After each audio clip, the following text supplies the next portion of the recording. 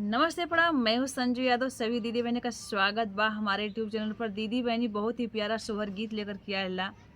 पति पत्नी के में नोक झोंक है, बहुत ही प्यारा है, बहुत ही पुराना यह सोहर गीत है, लेकिन दादी माई के ज़माने का यह गीत बा, लेकिन बहुत ही प्यारा है, पारंपरिक गीत है। तो सुनत जा लोग।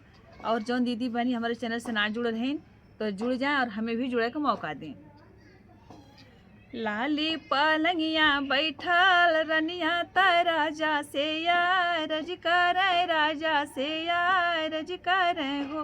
राजा 4 महीना गर्मी दिनवा घर के चली आवा घर के चली आहवानु हो। राजा 4 महीना गर्मी दिनवा घर के चली आवा घर के चली आहवानु हो। लाली पलंगिया बैठल रनिया त राजा से रज कर राजा से रज कर हो। राजा 4 महीना गर्मी दिनवा घर के चली अवता घर के चली अवत्यानु हो। रानी भेजी देव पंखा कूलरवा घर के नाही औबै घर के नाही औबै हो। राजा रानी भेजी देव कूलर से पंखा घर के नाही अबै घर के नाही अबै हो। रानी भेजी देव पंखा कूलरवा घर के नाही अबै घर के नाही अबै हो। लाली पलंगिया बैठल रनिया त राजा से रज कर राजा से रज कर राजा से रज कर हो।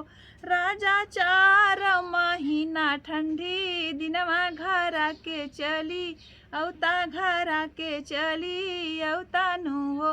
राजा 4 महीना ठंडी दिनवा घर के चली औता घर के चली औतानु हो। तो राजा का कहत हैं, रानी भेजी देबै तो सकर जैया घर के नाही औबै घर के नाही औबै हो। रानी भेजी देबै तो सकर जैया घर के नाही औबै घर के नाही औबै हो। लाली पलंगिया बैठल रनिया त राजा से रज कर राजा से रज कर राजा से रज कर हो। राजा 4 महीना बरखा दिनवा घर के चली अवत्या घर के चली अवत्यानु हो। राजा 4 महीना बरखा दिनवा घर के चली अवत्या घर के चली अवत्यानु हो। तो राजा का कहत हुआ,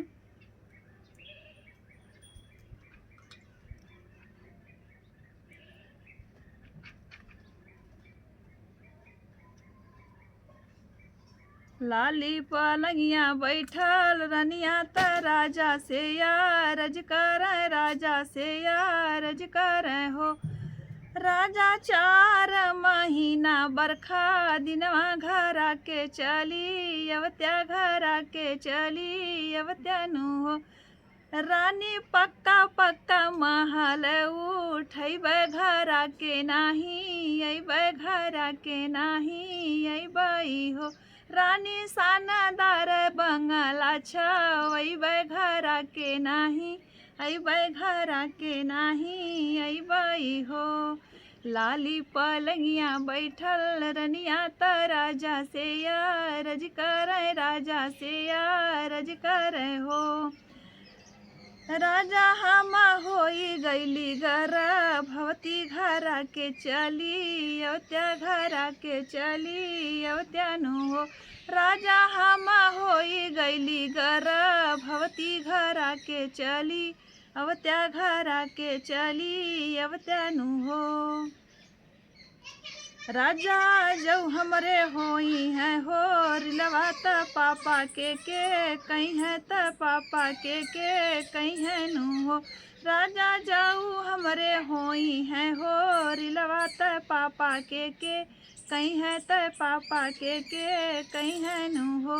धाना नैहारे से बीराना बोलाया तय पापा कह वाया तय पापा कह वाया नु हो। धाना धाना नैहारे से बीराना बोलाया त पापा कह वाया त पापा कह वाया नु हो। धनिया नैहारे से भैया बोलैहा त पापा कह वैहा तो पापा कह वैहा नु हो।